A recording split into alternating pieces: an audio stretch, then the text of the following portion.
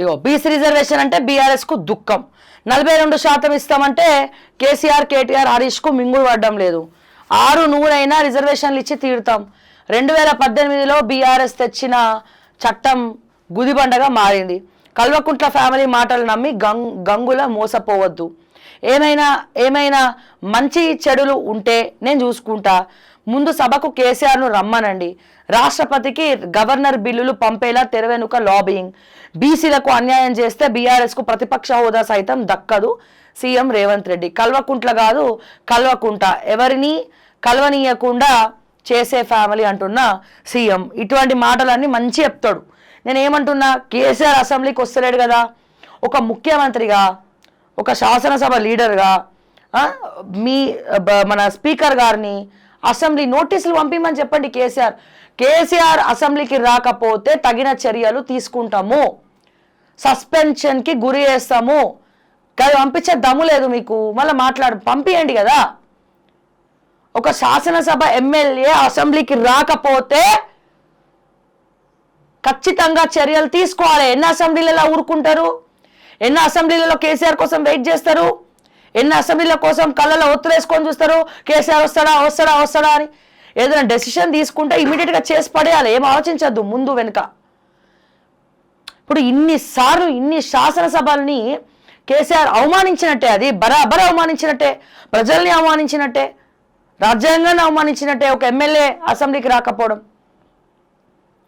ఒక ఎమ్మెల్యే ఇన్నిసార్లు అసెంబ్లీకి రాకపోతే ఎందుకు చర్యలు తీసుకోవట్లేదు ప్రభుత్వము? ఎందుకు నోటీసులు పంపించదు కేసీఆర్కి? ఎందుకు పంపించదు కేసీఆర్కి నోటీసులు? ఎందుకు పంపించారు నోటీసులు అంటున్నా? కేసీఆర్కి పంపించండి, సస్పెండ్ చేయమని, రాజీనామా చేయమని ఎమ్మెల్యే పదవికు. మళ్ళీ ఎలక్షన్ పెట్టుకుందాం గజ్వేల్లో, ఎట్లా గెలుస్తాడు కదా. సస్పెండ్ చేయండి కేసీఆర్ని, బీఆర్ఎస్ ఎల్పీ పదవి నుంచి తొలగించండి, నోటీసులు ఇమ్మని చెప్పండి. వాళ్ళేమో సుప్రీంకోర్టులో కేసులు వేస్తున్నారు, మీరు గవర్నమెంట్లో ఉండి కూడా ఏం చేస్తలేరు. వాళ్ళు సుప్రీంకోర్టులో కేసులు వేస్తున్నారు ఎమ్మెల్యేల మీద, మీరు ఇక్కడ ఉండి కూడా మీరు ఏం చేస్తలేరు కదా సార్, చేసే పరిస్థితి లేదు కదా సార్. నేను ఏమంటున్నా, ఎన్ని రోజులు చెప్తావు కేసీఆర్ రాలే అని? కేసీఆర్ రానటువంటి వాడికి నోటీసులు ఇవ్వాలనా లేదా? ఇన్ని రోజులు అధికారంలో ఉన్నాడు, 10 ఏళ్ళ అధికారంలో ఉన్నాడు కాబట్టి కేసీఆర్ని క్వశ్చన్ చేసే దమ్ము ఎవరికి లేదు. ఎందుకు వస్తలేవు అని చెప్పి. ఇప్పుడు అధికారంలో ఉన్నది మీరు, ముఖ్యమంత్రిగా ఉన్నది మీరు, కేసీఆర్ మీద ఛార్జ్ తీసుకోండి, కేసీఆర్కి నోటీసులు పంపండి, అసెంబ్లీకి రమ్మని చెప్పి స్పీకర్ గారికి చెప్పండి.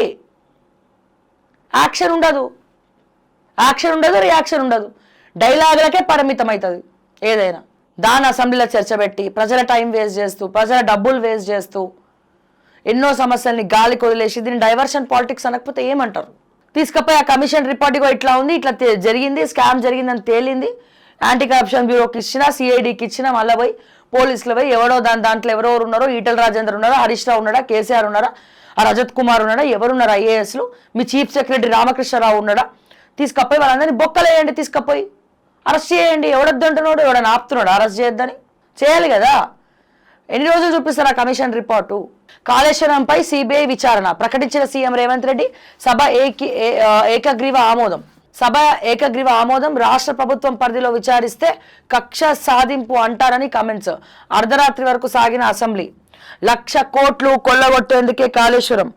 నిజాంను మించి సంపాదించాలనే మేడిగడ్డ వద్ద నిర్మాణం. తెలంగాణ రాష్ట్రానికి ఈ ప్రాజెక్టు మరణ శాసనం.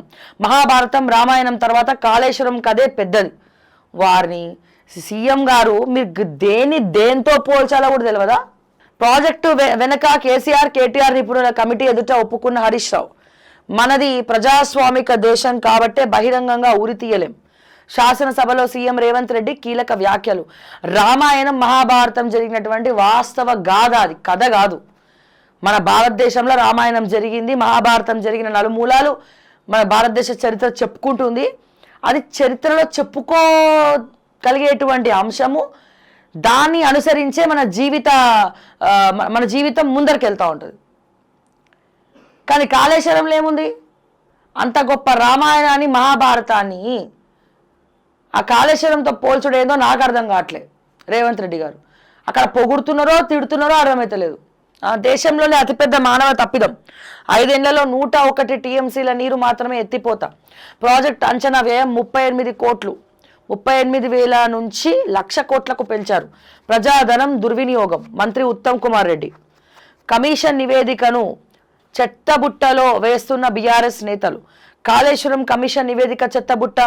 రాజకీయ కక్ష సాధింపులకే కమిషన్లు. స్థానిక ఎన్నికల్లో ప్రభుత్వ వ్యతిరేకత తప్పించే కుట్రలు. హరీష్ రావు. కమిషన్ రిపోర్ట్లో అవినీతి ప్రస్తావన ఏది? బీజేపీ శాసనసభ పక్షనేత ఏలేటి. అయిపోయి ఇన్ని రోజులు రాష్ట్రంలో ఎంక్వైరీ. మీకు అర్థం కావట్లేదు ప్రజలారా, ఇంకా ఇన్ని రోజులు రాష్ట్రంలో ఎంక్వైరీ చేస్తేనట కక్ష సాధింపు చర్యలు అంటారట. అందుకని ఈయన గారు పోయి దాన్ని సిబిఐకి అప్పచెప్పిండట. ఇంకో 2 ఏళ్ళు మళ్ళీ సిబిఐ విచారణ నడుస్తుంది. ఓ స్త్రీ రేపురా అవుతుంది. తర్వాత ఏమవుతుంది? వాషింగ్ పౌడర్ నిర్మా, డిటర్జెంట్ పౌడర్ నిర్మా, సిబిఐ ఎంక్వైరీ అవుతుంది. అయిపోయిన తర్వాత ఏమవుతుందండి? ఇన్ ఫ్యూచర్ రానున్న సార్వత్రిక ఎన్నికల్లో ఏమవుతుందండి? పొత్తు పెట్టుకుని ఎవరెవరు పొత్తు పెట్టుకోవాలనుకుంటున్నారండి? సో ఇవన్నీ మాట్లాడుకుంటే మళ్ళీ కేసు ఎంక్వైరీ ఉంటుందా కాళేశ్వరంది సిబిఐకి అప్పచెప్పిన తర్వాత? అంటే వీళ్ళు అధికారంలోకి వచ్చినప్పటి నుంచి ఎంక్వైరీ చేయడానికి 2 ఏళ్ళు పట్టే ఘోష్ కమిషన్ అని చెప్పి.